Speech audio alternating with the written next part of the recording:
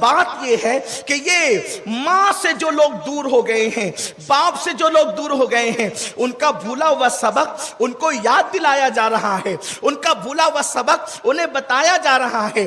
آج کے میرے جوان لڑکے، آج کے میرے نوجوان لڑکے اور لڑکیاں ماں باپ کو جو خون کے آنسو رلا رہے ہیں، والدین کو جو خون کے آنسو رلا رہے ہیں، وہ اللہ اکبر شاید کسی دور میں نہیں دیکھا گیا ہوگا۔ میرے پیارے آقا صلی اللہ علیہ وسلم کے دیوانوں، ایک جوان اللہ کے رسول علیہ السلام کی بارگاہ میں آتا ہے، عرض کرتا ہے یا رسول اللہ میں صدقہ بہت دیتا ہوں، یعنی زکوٰۃ بہت دیتا ہوں، 5 وقت کی نمازیں بھی پڑھتا ہوں، ماہ رمضان کے روزے بھی رکھتا ہوں، حج بھی میں نے کر لیا ہے، یا رسول اللہ میرے بارے میں کیا حکم ہے؟ اللہ کے رسول فرماتے ہیں اگر تو ماں باپ کو ناراض نہیں کرتا تو تو انبیاء، صدیقین، شہداء کے ساتھ جنت میں اس طرح رہے گا جیسے یہ 2 انگلیاں قریب ہے۔ یعنی یہ عبادت اس وقت تک جنت میں نہیں لے جائے گی جب تک تیرے ماں باپ تجھ سے راضی نہیں ہے۔ آج داڑھیوں پر تو توجہ ہے، ہم داڑھی کے مخالف نہیں ہیں، آج نمازوں پر بھی توجہ ہے، نماز افضل العبادات ہے، لیکن مسجد جانے سے پہلے کبھی ماں باپ کا چہرہ بھی دیکھا؟ اپنی ماں کو اور اپنے باپ کو گھر کا کچرا سمجھنے والوں مجھے بتاؤ، اپنے ماں باپ کو تم ماں باپ کہنے کے لیے تیار نہیں ہو؟ ماں باپ کو بڈھا اور بڈھی کہا جاتا ہے، بلکہ اب تو حالات یہ ہیں اپنے ماں باپ سے لوگ جلدی سے شادی کے بعد الگ ہو جاتے ہیں، علیحدہ ہو جاتے ہیں، اور اللہ اکبر ماں باپ سے دوری اختیار کر لیتے ہیں۔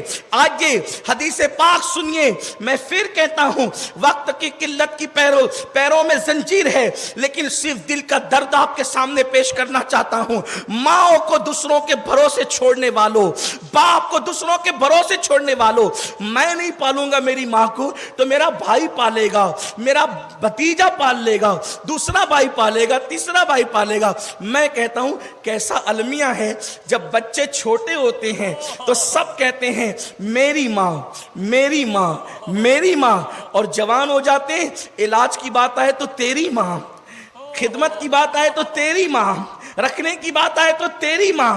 حیرت کی بات ہے، یاد رکھنا کائنات کی ساری عبادتیں کر لو، اگر والدین کی رضا دامن میں نہیں ہے تو تمہارے منہ پہ پھینک دی جائے گی وہ عبادتیں جو تم نے کی ہے۔ بلکہ حدیث پاک ہے، اللہ کے رسول صلی اللہ علیہ وآلہ وسلم فرماتے ہیں اسلام میں سب سے بڑی خدا کی محبت کا ثبوت یہ ہے کہ انسان شہید ہو جائے۔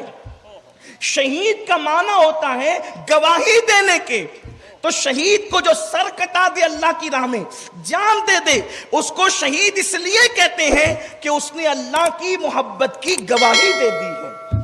شہید کو شہید کہنے کا ایک مقصد یہ بھی ہے۔ اب سنیے، وہ شہید ہو گیا، وہ شہید ہو گیا یعنی جان دے دی، سر نہیں جھکایا 20 منٹ کے لیے، صدقہ نہیں نکالا چند روپے کا، بلکہ جان دے دی اللہ کے لیے۔ اللہ کے رسول فرماتے ہیں اگر ماں باپ یا دونوں میں سے کوئی ایک بھی ناراض ہے تب بھی وہ شہید ہو کر بھی جنت میں نہیں جائے گا، شہید ہو کر بھی اس کو جنت نہیں ملے گی۔ ارے ماں باپ کی خوشی کے بغیر شہادت پر بھی جنت نہیں ملتی تو ماں باپ کی خوشیوں کے بغیر شادی کرنے والوں کو خوشیاں کیسے ملے گی؟ ماں باپ کو چھوڑ کر الگ گھر بسانے والوں کو خوشیاں کیسے ملے گی؟ کہاں ہے آج کے میرے جوان اور آج کل کی خواتین بھی، نوجوان لڑکیاں بھی گھر میں 6 مہینہ 4 مہینہ رہتی ہے اور پھر کہتی ہے اگر آپ کو میرے ساتھ رہنا ہے تو تمہارے ماں باپ کے ساتھ میں رہنا نہیں چاہتی، اور پھر وہ جورو کا غلام اپنی بیوی کی خاطر اپنے ماں باپ کو چھوڑ دیتا ہے۔ اللہ کے رسول فرماتے ہیں جو اپنی بیوی کو اپنی ماں پہ ترجیح دے اللہ نے اس پہ جنت کی خوشبو بھی حرام کر دی ہے، نہ اس کا فرض قبول ہے نہ اس کا نفل قبول ہے۔ یہ اللہ کے رسول کی حدیث ہے کہ جس نے بیوی کو ترجیح دی ماں پر، اللہ کے رسول فرماتے ہیں اس کا خدا فرض بھی قبول نہیں کرتا، نفل بھی قبول نہیں کرتا۔ یہ میں نہیں کہہ رہا ہوں، جس کے کہنے پہ ہم نے کلمہ پڑھا ہے۔ آج کل کی عورتیں یہ سمجھتی ہیں کہ اگر وہ اپنی ساس کو بے سہارا چھوڑ کر نکل جائیں گی، اپنی ساس کو بے سہارا چھوڑ کر نکل جائیں گی اپنے شوہر کو لے کر، تو کیا کل اس نے ساس نہیں بننا؟ کیا کل اس نے ساس نہیں بننا؟ تم کسی کے بیٹے کو ظلمن چھین لے جاؤ گی، تمہاری اولاد بھی تم سے چھینی جائے گی۔ میری بہن بہت دور نہیں ہے اللہ، میرے نبی نے فرمایا البر لا یبلا والذنب لا ینسا والدیان لا یموت، اعمل ما شئت کما تدین تدان، اعمل ما شئت کما تدین تدان، اعمل ما شئت کما تدین تدان۔ اللہ کے رسول فرماتے ہیں نیکی کبھی پرانی نہیں ہو سکتی، گناہ کبھی بھلایا نہیں جا سکتا، صلہ دینے والے خدا کو کبھی موت نہیں آئے گی، تم جیسا کرو گے ویسا بھرو گے۔ جوانی میں گناہوں کے کانٹے بونے والی خواتین دل کے کانوں سے سنے، ایک دن ساس تو آپ نے بھی بننا۔ اللہ کے رسول فرماتے ہیں تم اپنے ماں باپ کے ساتھ جیسا سلوک کرو گے تمہاری اولاد تمہارے ساتھ ویسا ہی سلوک کرے۔ اگر تم چاہتے ہو کہ تمہاری اولاد تمہارے ساتھ اچھا سلوک کرے، حدیث پاک ہے، اللہ کے رسول فرماتے ہیں صلی اللہ علیہ وآلہ وسلم، آقا ارشاد فرماتے ہیں کہ جو ماں باپ کے ساتھ اچھا سلوک کرتا ہے اللہ اس کو ایسی اولاد دیتا ہے جو اس سے زیادہ اچھا سلوک اس کے ساتھ کرتی ہے۔ آج چلا کر ماں باپ سے باتیں کرنا، کمانا زیادہ، تھوڑا سا ماں باپ کے ہاتھوں میں رکھ کر ہوج موج کرنا، ماں باپ کو اخراجات کے لیے تنگ کرنا۔ میرے پیارے آقا صلی اللہ علیہ وسلم کے پیارے دیوانوں، آئیے وہ حدیث پاک مجھے یاد آتی ہے۔ اللہ کے رسول علیہ السلام کے دور میں، توجہ سننا، اللہ کے رسول کے دور میں ایک شخص ہیں، بلکہ صحابی ہیں، اور ایسا صحابی جو کثرت سے صدقہ دیتے ہیں، کثرت سے نمازیں پڑھتے ہیں۔ وہ صحابہ میں اتنے نیک ہیں کہ وہ کثرت سے صدقہ دیتے ہیں، حدیث میں آیا ہے کثرت سے صدقہ دیتے ہیں، کثرت سے نمازیں پڑھتے ہیں۔ ان کا نام علقمہ ہے۔ علقمہ، ان کی روح نکلنے والی، اللہ کے رسول کے پاس کوئی آ کر کہتا ہے یا رسول اللہ وہ علقمہ کی روح نکلنے والی ہے۔ اس ویڈیو کو لائک کریں، ہمارے چینل کو سبسکرائب کر بیل آئیکن ضرور اور سلمان تم تینوں جاؤ اور اس کو کلمے کی تلقین کرو کہ کلمہ پڑھتے پڑھتے دنیا سے جائے۔ تینوں پہنچے، کا کلمہ پڑھ، تو کلمہ ان کی زبان پہ نہیں آ رہا۔ جو عورتیں اپنے شوہر کو ماں سے جدا کرتی ہیں، کیا وہ چاہتی ہیں کہ ان کا شوہر کلمے کے بغیر دنیا سے جائے؟ شوہر کو تم نے یہی صلہ دیا ہے شوہر ہونے کا؟ صرف ایک بڑھیا کو پالنے کی بات ہے عزت کے ساتھ، ایک بوڑھے کو پالنے کی بات ہے عزت کے ساتھ، وہ بھی ہم سے نہیں ہوتی۔ اور پھر کیوں پالنا ہے؟ کیونکہ انہوں نے ہمیں پالا ہے، انہوں نے ہمیں پالا ہے۔ یہ وہ لوگ ہیں جن کے چہرے پہ نگاہ اٹھتی ہے تو مقبول حج کا ثواب ملتا ہے۔ اللہ کے رسول فرماتے ہیں جس کو یہ پسند ہو کہ اللہ اس کی عمر لمبی کرے اور اس کے رزق میں برکت عطا کرے، وہ چاہے کہ اپنے ماں باپ کے ساتھ اس نے سلوک کرے۔ جو ماں باپ کے ساتھ اس نے سلوک کرے اللہ اس کی عمر لمبی کرتا ہے اور اس کے رزق میں برکت دیتا ہے، اس کو کبھی محتاج نہیں کرتا زمانے کا۔ یہ بزرگوں کے احترام پر یہ صلہ ہے، ماں باپ کے احترام پر یہ صلہ ہے۔ بلکہ قرآن تو کہتا ہے ماں باپ کے ساتھ اس طرح پیش آؤ فلا تقل لہما اوف، ان کے سامنے اوف یعنی ہوں بھی مت کہو۔ ماں باپ کے سامنے ہوں کہنا بھی جائز نہیں۔ اس کی تفسیر میں عبداللہ ابن عباس لکھتے ہیں کہ اللہ کے رسول نے فرمایا اگر اف سے بھی اور کم اور ہلکا تکلیف دینے والا کوئی لفظ ہوتا تو اللہ اس کا تذکرہ کرتا، لیکن اف سے زیادہ ہلکا کوئی لفظ نہیں ہے۔ اس کا مطلب ماں باپ کے سامنے اف کہنے کی بھی اجازت نہیں ہے۔ اور ماں باپ کے سامنے جب بیٹھو تو ایسی عاجزی سے بیٹھو جیسے کوئی غلام اپنے آقا کے سامنے بیٹھا ہے۔ ارے جس کے یہاں لوم چلاتے ہو اس کی تو چاپلوسی کرتے ہو، اور ماں باپ کے سامنے سینہ تان کر آستینے کھول کر کھڑے رہتے ہو۔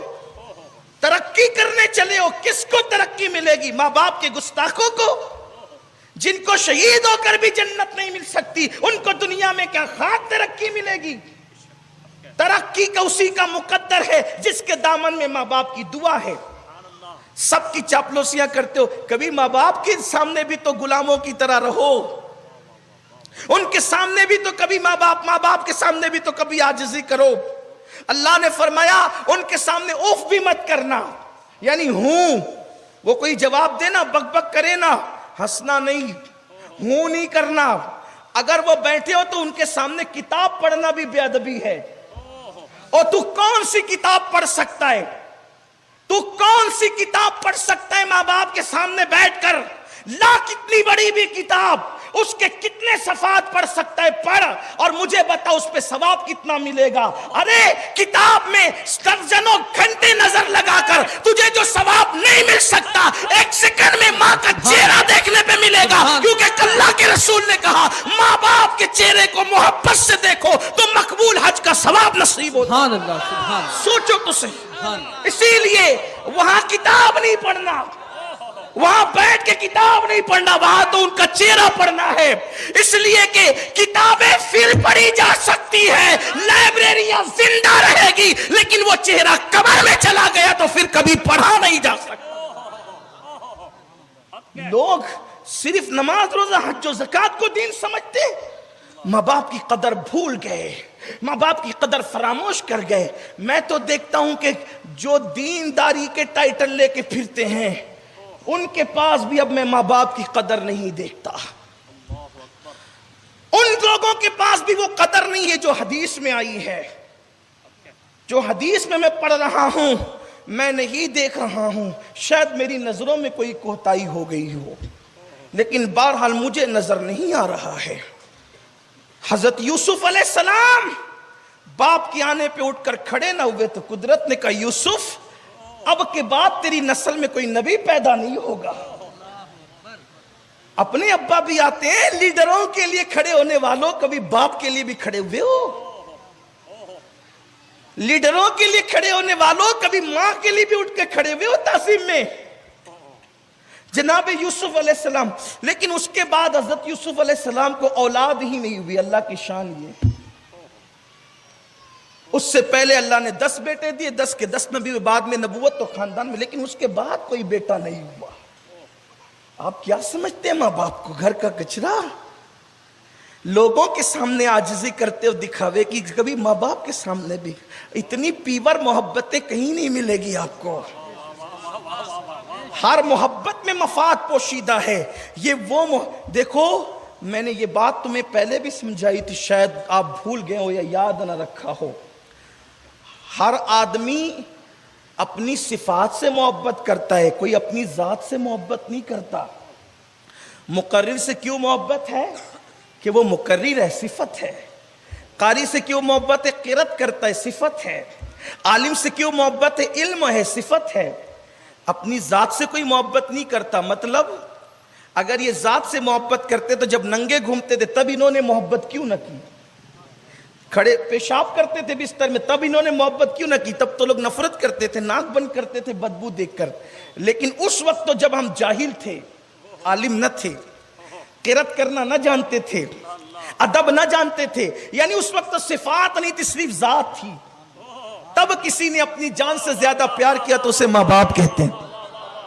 یہی بات ہے نا، یہ ماں باپ کی شان ہے، ان کی قدر نہیں کرتے آج لوگ۔ بہرحال دور نہ نکلے بات اختتام کو پہنچتی ہے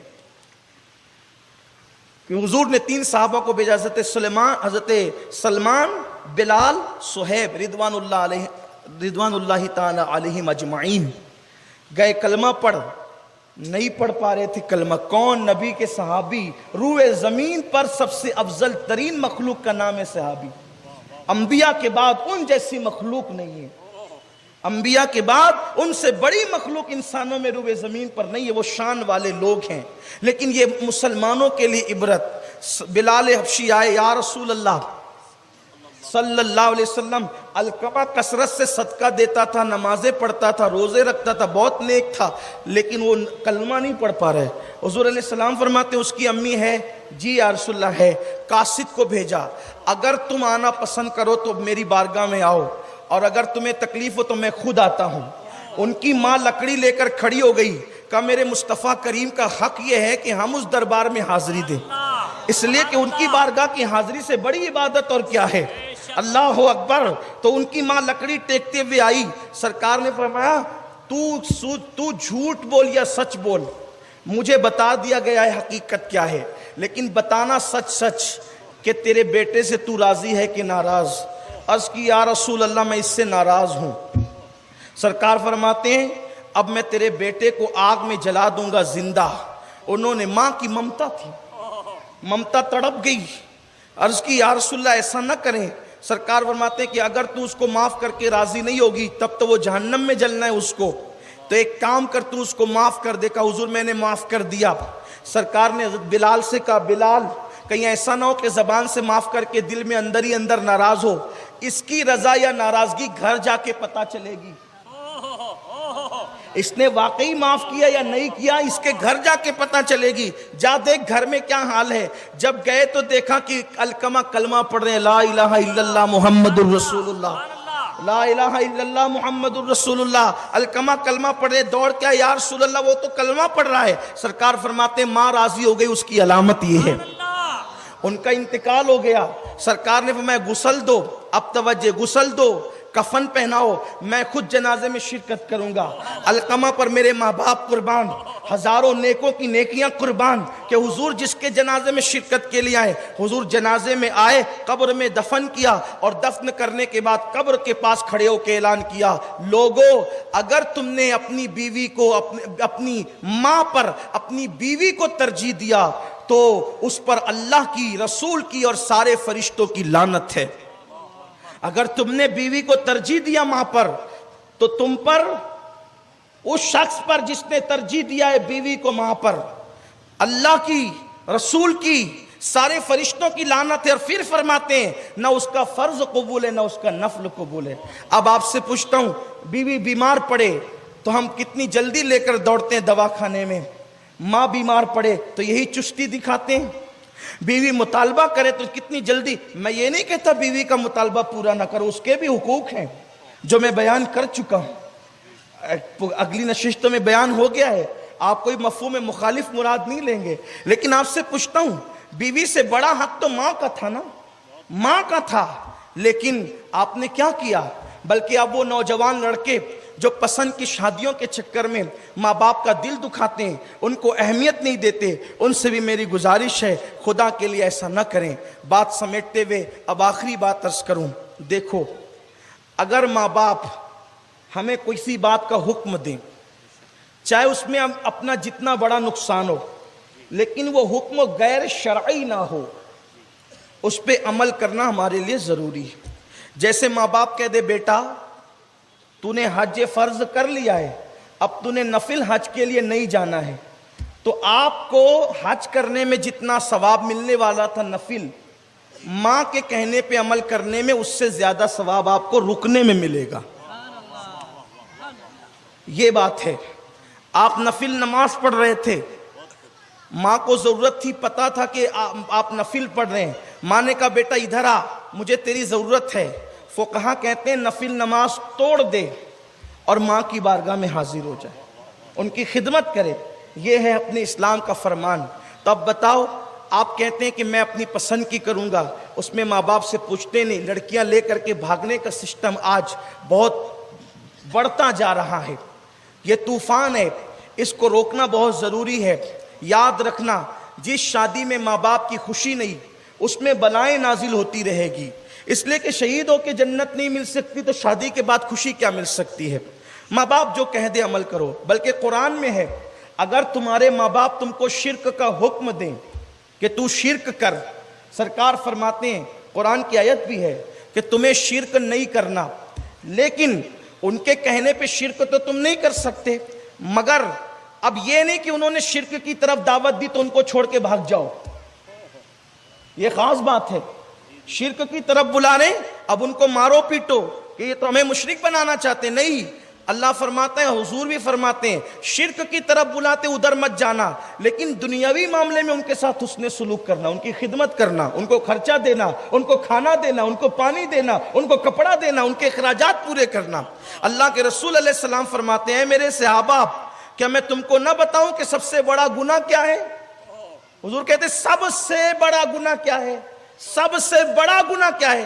حضور علیہ السلام تکیہ لگا کر بیٹھے تھے, حضور علیہ السلام نے تکیہ چھوڑ دیا اور اٹھ کر کے یعنی کہ آقا کریم علیہ السلام جو ہے تکیہ چھوڑ کر کے, جس کو لوگ اپنی زبان میں کہتے ہیں سیدھے ہو کے بیٹھ جانا.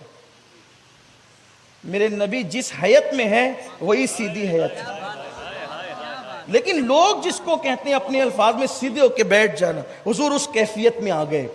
ورنہ اللہ کی عزت کی قسم, وہ ان کی جو کیفیت ہے وہی سیدھی کیفیت ہے، اس سے ہٹ کر کے کوئی سیدھا نہیں ہو سکتا۔ ہاں لیکن وہ تکیے سے بیٹھے تھے، تکیہ چھوڑ دیا، اور آقا کریم علیہ السلام جو ہے، اب آپ سمجھ سکتے ہیں نا میں کیا کہنا چاہتا ہوں۔ پھر فرمایا سب سے بڑا گناہ کیا ہے؟ صحابہ بالکل اٹینشن ہو گئے، جی یا رسول اللہ۔ سرکار فرماتے ہیں شرک کرنا، اللہ کے ساتھ کسی کو شریک ٹھہرانا، یہ سب سے بڑا گناہ ہے، اور ماں باپ کی نافرمانی کرنا یہ سب سے بڑا گناہ۔ مشرک جنت میں نہیں جائے گا اور ماں باپ کا نافرمان جنت میں نہیں جائے گا، حضور نے فرمایا۔ نافرمانی تو ہو رہی ہے آج۔ آئیے جو بات کہنے چلا تھا اختتام پہ، ماں باپ اگر کہہ دے یہ کام نہیں کرنا آپ چھوڑ دو، بلکہ حضور کی ایک حدیث ہے، ماں باپ کہہ دے نا تو تیرے اپنے بال بچوں کو چھوڑ دے، تو آپ کہیں جی بالکل، ہوں نہیں کہہ سکتے آپ، حدیث ہے، اللہ کے رسول کی حدیث ہے، ہوں نہیں کہہ سکتے، لیکن یہاں بال بچوں کے لیے ماں باپ چھوڑ دیتے، بال بچوں۔ حالانکہ مجھے یقین ہے یہ تو صرف ہمیں عظمت بتانے کے لیے کہا گیا ہے، ورنہ کون ماں باپ کہیں گے یار کہ بال بچے چھوڑ دیں، یہ پاگل ہیں کیا؟ بلکہ ہم نے تو اپنے بڑے بوڑھوں سے سنایا، ہمارے بڑے بوڑھے ہی بیٹھے ہوئے ہیں کہ بیٹوں سے زیادہ پوتا پوتیوں سے پیار ہوتا ہے، تو انہوں نے کب چاہنا ہے، انہوں نے کب چاہنا ہے کہ چھوڑ دیں اپنی پوتا پوتی، یہ نہیں ہو سکتا، لیکن اہمیت بتانے کے لیے بات کہی جا رہی ہے، تب بات یاد آتی ہے اور اختتام کو پہنچتی ہے۔ دیکھو بڑے سے بڑا نقصان اٹھاؤ۔ ایک بہت بڑے صوفی بزرگ ہے امام ابو القاسم القشیری الحوازنی رحمۃ اللہ علیہ۔ امام ابو القاسم کون ہے؟ ان کی عظمت پہلے سن لو۔ تصوف پر ان کا رسالہ ہے، رسالہ کشیریہ۔ اب یہ رسالہ کشیریہ کیا ہے پتہ ہے؟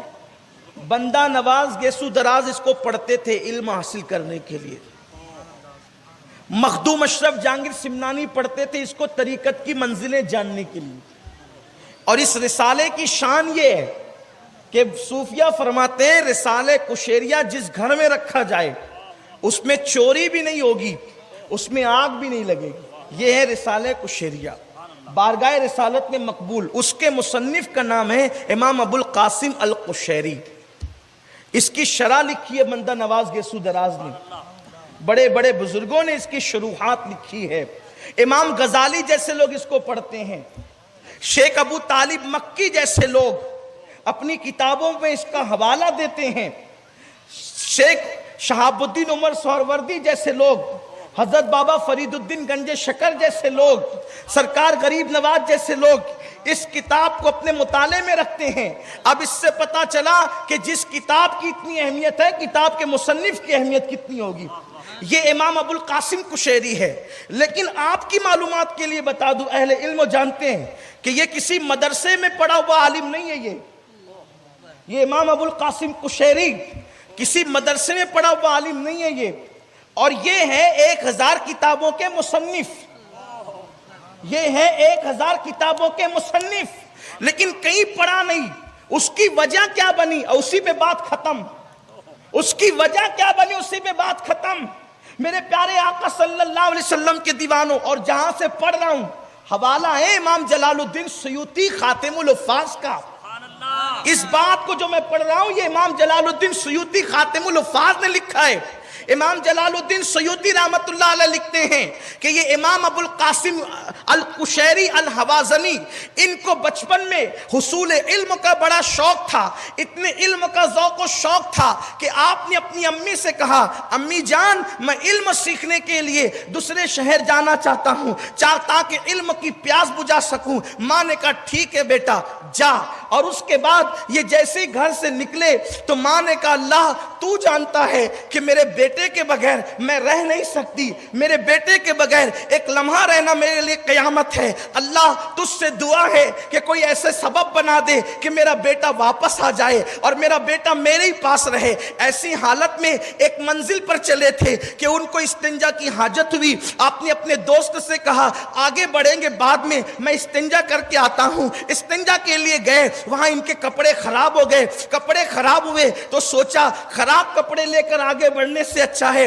گھر قریب ہے، چل کر کے پہلے غسل کرتے ہیں، کپڑے تبدیل کرتے ہیں، پھر آگے کا سفر طے کرتے ہیں۔ جیسے ہی گھر میں آئے ماں کو روتے ہوئے پایا، اور پھر ماں یہ کہہ رہی تھی اللہ میرے بیٹے کو بھیج دے، میرے بیٹے کو بھیج دے، اس کے بغیر میں ایک لمحہ نہیں رہ سکتی، قیامت ہے میرے لیے گھڑی۔ اللہ اکبر، پیچھے سے آ کر کے بات سن لی، اور سننے کے بعد غسل کیا، کپڑے پہنے، کہا امی میں آ گیا، امی میں آ گیا۔ ماں نے کہا بیٹا تیرے بغیر میں رہ نہیں سکتی۔ کہا امی میں نے سن لیا ہے۔ تو ماں نے کہا اب کیا کرو گے؟ کہا ماں ان پڑھ رہ جاؤں گا لیکن تیری مراد سے نہیں آگے بڑھوں گا، ان پڑھ رہنا مجھے گوارا ہے لیکن تیری نافرمانی مجھے گوارا نہیں۔ زیادہ سے زیادہ دنیا مجھے جاہل کہے گی لیکن ماں کا غدار تو نہیں کہے گی۔ بس میں نہیں جانا چاہتا، میں نہیں جانا چاہتا، میں ان پڑھ رہوں گا بس۔ ماں نے اللہ اکبر یہ سنا، ماں کی زبان سے نکلا بیٹا میرے قریب رہ کر تجھے خدا ان پڑھ نہ رکھے گا، میں دعا کرتی ہوں اللہ تجھے اتنا بڑا عالم بنائے گا کہ دنیا تیرے علم کا ذکر کرے گی، دنیا تیرے علم کے تذکرے کرے گی۔ اللہ اکبر، ماں کی دعا کیا قبول ہوئی؟ داتا علی ہجوری نے تذکرہ کیا، محبوب الہی نے تذکرہ کیا، فرید الدین گنج شکر نے تذکرہ کیا، بابا فرید نے تذکرہ کیا، صاحب قوت القلوب نے تذکرہ کیا، امام جلال الدین سیوطی نے تذکرہ کیا، اور صدیاں بیتنے کے بعد آج ہم ان کا تذکرہ کر رہے ہیں۔ لیکن ماں سے کہا نہ پڑھ رہنا ہے، تیری نافرمانی نہیں کرنا۔ میں اس ان پڑھ کو ماں کے وفاداری کے حوالے سے اس پڑھے لکھے پہ ترجیح دیتا ہوں۔ وہ پڑھا لکھا جو ماں کا باپ کا غدار ہے، ان ہزاروں پڑھے لکھوں پر ماں کے ایک وفادار کو ترجیح دیتا ہوں۔ کیوں؟ اس کی وجہ یہ ہے کہ جب ماں نے کہا کہ میری دعا لینے والے خدا تجھے ان پڑھ نہ رکھے گا، اسی رات اللہ نے خضر کو بھیجا، خضر جا وہ علم کی خاک چھاننے، علم کے لیے شہروں کی خاک چھاننے والے کے پاس، اب تو جا کر اس کو پڑھا۔ امام جلال الدین سیوطی کہتے 3 سال تک خضر نے پڑھایا، حضرت خضر علیہ السلام نے 3 سال تک پڑھایا۔ ماں باپ سے نفرتیں کرنے والوں، ان کے لیے موت کی دعائیں کرنے والوں، سوچو ماں باپ کی دعاؤں کا مقام کیا ہے، ماں باپ کے وفاداروں کے مرتبے کیا ہے۔ ارے بیگم کو لے کر کے بائک پر ذرا گھمانے نکلتے ہو، کبھی بوڑھی ماں کو بھی لے کر نکلو نا۔ آپ اس پہ ہنستے ہیں، وہ ماں کا دل کتنا خوش ہوگا، کبھی یہ بھی تو سوچو نا۔ پارکوں میں ذرا کبھی امی کو بھی لے کر کے جاؤ نا، اس کا دل کتنا خوش ہوگا۔ ارے ہم نے تو دیکھا یہ نفسیات ہے کہ جب اوروں کے سامنے بوڑھی ماں کا کوئی ہاتھ چومتا ہے تو اس ماں کا سینہ 36 کا ہو جاتا ہے نا۔ آج میرے بیٹے نے میرا ہاتھ چوما ہے، اور وہ محلے کی دوسری عورتوں سے کہتا ہے تجھے پتا ہے میرا بیٹا ہاتھ چوم کے نکلتا ہے، اس میں ماں کا کوئی بھلا نہیں ہے، بھلا تیرا ہے۔ اس لیے کہ ضمانت دی گئی جو بیٹا ماں کی دعا لے کر نکلتا ہے، خود قدرت اس کے سارے کام کو پورا کرنے کا ذمہ اپنے کرم پر لے لیتی ہے۔ جو دعا لے کے نکلتے ہیں ان کے کام رکتے نہیں ہیں، ان کے کام پورے ہوتے ہیں۔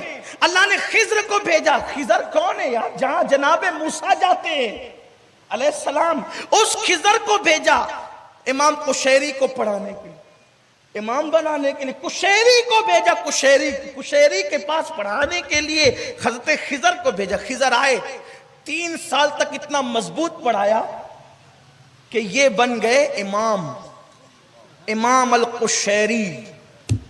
امام القشیری اب انہوں نے لکھی 1000 کتاب۔ ابھی بات ختم نہیں ہوئی، ماں کی دعا حاصل کر کے یہ عالم بننے والے قشیری کا تذکرہ ہم نے چھیڑا ہے، ذرا آگے دھیان سے سنیں۔ 1000 کتنی کتابیں لکھی؟ 1000 کتابیں لکھی، ہزاروں مریدین ہوئے، ہزاروں شاگردوں کو پڑھایا، اور وہ ہزاروں کتابیں لکھ کر رسالے قشیریہ اور چند کتابوں کے علاوہ 1000 کتابیں ایک پیٹی میں بند کیا۔ بند کرنے کے بعد سب سے معتبر اور معتمد خلیفہ کو بلایا، بیٹے جا اور یہ 1000 کتابوں کا صندوق لے جا کر کے دریا میں ڈال دے، اس کو لے جا کر دریا میں ڈال دے۔ یہ شاگرد تھا لالچی، اس نے سوچا 1000 کتابوں کا ذخیرہ اور دریا میں ڈال دوں، پانی میں ڈال دوں، خزانہ علم کا ضائع کر دوں، ارے تالا توڑ کے پڑھوں گا تو کتنا بڑا کیا کیا لکھا ہوگا استاد نے، استاد ابو القاسم نے کیا کیا لکھا ہوگا۔ ابن الجوزی ان کو استاد لکھتے ہیں، جنہوں نے ان سے نہیں پڑھا وہ بھی ان کو استاد لکھتے ہیں، بڑے بڑے صوفیہ ان کو استاد، یہاں حد تو یہ کہ داتا علی ہجوری بھی ان کو استاد ابو القاسم لکھتے ہیں۔ جس نے پڑھا ہی نہیں، جو شاگرد ہی نہیں بنا، کس کا دنیا اس کو استاد لکھ رہی ہے، داتا صاحب جیسا استاد لکھ رہا ہے۔ یہ ماں کی دعا کا اثر، ماں کی دعا۔ 1000 کتابیں دی، جاؤ دریا میں ڈالو۔ وہ شاگرد گیا، گھر میں کتابیں چھپا دی، آیا سرکار دریا میں ڈال دی کتابیں، کیا دیکھا؟ کچھ نہیں، دریا میں ڈال دی۔ کہا جھوٹا ہے تو نے دریا میں نہیں ڈالا، تو نے دریا میں نہیں ڈالا۔ پھر کہا ٹھیک ہے ڈال کے آتا ہوں، پھر گیا ڈال دیا سرکار، کیا دیکھا؟ کہا کچھ نہیں، پانی کی ایک جھپک اٹھی اور اس کے بعد بیٹھ گئی۔ کہا جھوٹ بول رہے تو نے نہیں ڈالا، تجھے کہتا ہوں دریا میں ڈال ورنہ نقصان اٹھائے گا۔ ٹھیک ہے، گیا ہمت کر کے دل پہ پتھر رکھ کر 1000 کتابوں کا صندوق دریا میں ڈالا۔ جیسے پل پہ کھڑے ہو کر کے دریا میں ڈالا، ایک غیبی ہاتھ نمودار ہوا، ایک غیبی ہاتھ نمودار ہوا، اس نے صندوق پکڑا اور وہ ہاتھ دھیرے دھیرے دریا کے اندر چلا گیا۔ اس نے کہا اللہ کی عزت کی قسم دے کے پوچھتا ہوں بتا تو کون ہے؟ اس نے کہا ابو القاسم قشیری کی کتابوں کا محافظ ہوں، ابو القاسم قشیری کی کتابوں کا محافظ ہوں۔ دریا میں ڈال دی گئی کتاب۔ شاگرد آیا، آنے کے بعد کہنے لگا سرکار اتنی محنتوں سے کتابیں لکھی اور دریا میں ڈال دی، دریا میں ڈال دی۔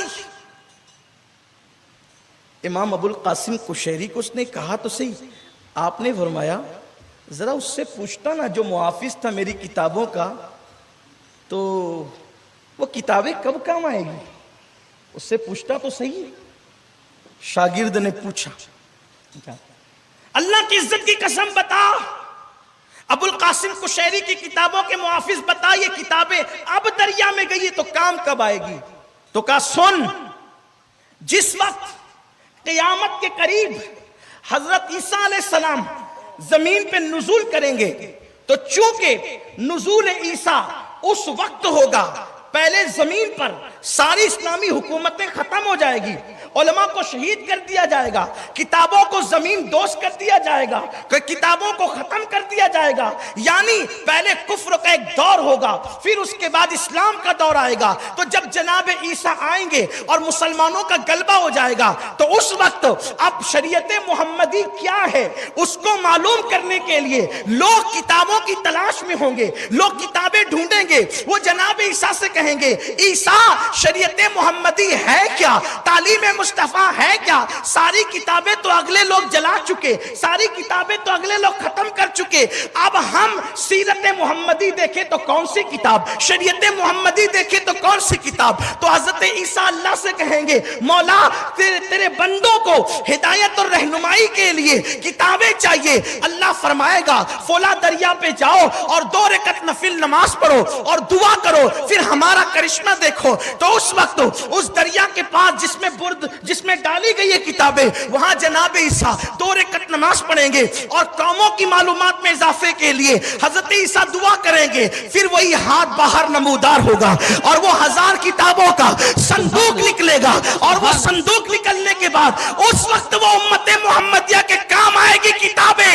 تو اس وقت جناب عیسیٰ کہیں گے حضرت عیسیٰ کہیں گے جبریل سے جبریل ان کتابوں کا مصنف کون ہے، ان کتابوں کا مصنف کون ہے؟ تو جبریل کہیں گے ابو القاسم قشیری ان کتابوں کا مصنف ہے جس کی کتابیں محفوظ کی گئی۔ تو جناب عیسیٰ کہیں گے مصنف تو بہت ہوئے لیکن اس کی کتابیں ہی کیوں محفوظ رہی، اسی کی کتابیں کیوں محفوظ رہی؟ تو جبریل کہیں گے ماں کی خدمت کر کے ماں کو راضی کیا تھا، اس لیے اللہ نے اس کی کتابوں کو یہ مرتبہ عطا فرمایا۔